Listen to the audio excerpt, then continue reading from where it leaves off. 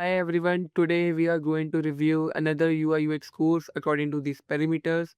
This review will be helpful for those who are freshers or who are willing to switch their career into this profession. Also, I will add the best UI UX course link in the description. You can check out from there. So let's start with the review. It's a UI UX design course by Euphoria and they are providing 100% placement assistance, and these are the theory and these are the modules. Adobe Photoshop is there, introduction is there, output and export is there, Adobe Illustrator is also there, introduction, output and export is same, HTML CSS also there, web designing part is also there in this course, and no Figma, no XP is there. Like Figma is the main tool of the UI UX, and they are also not teaching the AI tools like ChatGPT, Invasion, Framer, Figma Make. And if we go down, these are the colleges partnered with. 100% job assistance is there, testimonials, nothing else.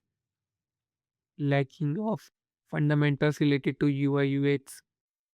Below average course is this. If we give a rating according to this parameter list, I would give 0 in structures, fundamental is also 0, UI design quality is zero point 0.5, in terms of softwares, it's also 0.5, and the hand-on project is not there, so it's a 0 for me.